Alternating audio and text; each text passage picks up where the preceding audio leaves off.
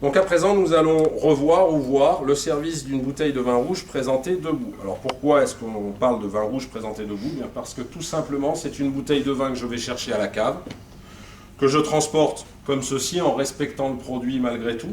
Je ne tiens pas la bouteille par le goulot, je ne la secoue pas, je laisse l'étiquette visible. Quand je traverse la salle, il y a un côté commercialisation. Je peux peut-être intéresser un client qui va me voir passer avec cette bouteille-là et se dire « Ah tiens, ce vin-là m'intéresse, pourquoi ne pas en prendre ?» Donc on a de la prestance quand on passe en salle avec notre bouteille de vin, on la tient comme ceci.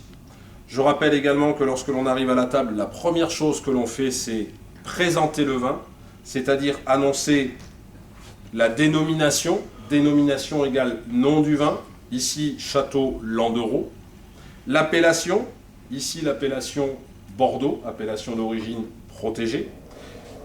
Le millésime, lorsqu'il est présent, je vous rappelle que le millésime n'est pas une mention obligatoire, donc on peut avoir des vins non millésimés, mais lorsque l'on a le millésime, bien entendu, il faut l'annoncer. Et la couleur, surtout lorsque l'on a différentes couleurs sur une même gamme de vins. Pour nous, par exemple, dans l'établissement, le Château Landerot existe en blanc, en Bordeaux blanc, Bordeaux sec. Il existe en rouge, mais il existe aussi en Bordeaux rosé. Et il existe également en Bordeaux clairé. Donc il est essentiel au niveau de votre annonce, mais également de votre prise de commande, de remplir l'intégralité de ces mentions.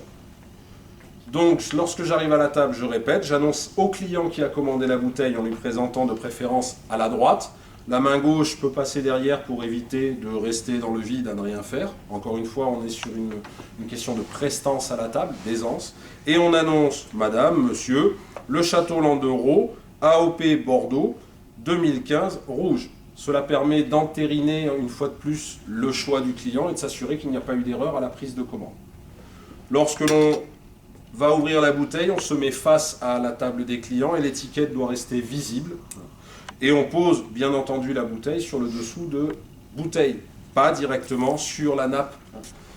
On va dans un premier temps enlever la capsule. Alors pour la capsule, je vous rappelle qu'on a le choix entre ouvrir la capsule, découper la capsule en dessous du renflement, en dessous de cette bague du goulot, ou au milieu, mais en aucun cas au-dessus. Au milieu, en dessous, mais en aucun cas au-dessus, pour la simple et unique raison, c'est que on considère qu'au-dessus, on pourra avoir, lorsque l'on va verser le vin, le servir, un contact du vin avec un bout de capsule en plomb, en étain, en aluminium, en plastique, selon le matériau de la capsule utilisée. Donc je découpe ma capsule. Pour cette première bouteille, je vais la découper au milieu. Et lorsque je découpe ma capsule, la bouteille ne bouge pas. Donc j'ai fait un premier coup, je vous le rappelle, en prenant appui derrière la bouteille avec le pouce et en appuyant convenablement sur une demi-circonférence du goulot. Maintenant, je retourne la lame de mon limonadier. C'est l'index qui prend appui. La difficulté, là, va être de retrouver mon trait de découpe, de retomber dessus, de façon à obtenir une découpe la plus nette possible. Lorsque l'on a un petit bout comme ici qui reste, on n'hésite pas à le découper et on va le déposer dans notre assiette à déchets. La capsule congée, je vous rappelle, on ne la plie pas, on ne la chiffonne pas, on la laisse à disposition éventuellement du client qui souhaiterait l'observer. Tout de suite, je vais essuyer mon goulot parce qu'il peut y avoir un petit peu de moisissure, par exemple, présente sur celui-ci. Et je vais piquer ma vrille, donc je suis droitier, je mets mon manche vers la droite, la vrille à l'équerre, avec le pouce, j'appuie tout en levant légèrement ma vrille, et à partir de maintenant, je plante la vrille. Quelle longueur? Bien, tout dépend des vins, sachant que l'on va essayer au maximum de ne pas transpercer le fond du bouchon, c'est-à-dire le miroir, de façon à ce qu'on ne fasse pas tomber un petit bout de bouchon à l'intérieur du vin. Donc là, je m'arrête à cette longueur-là.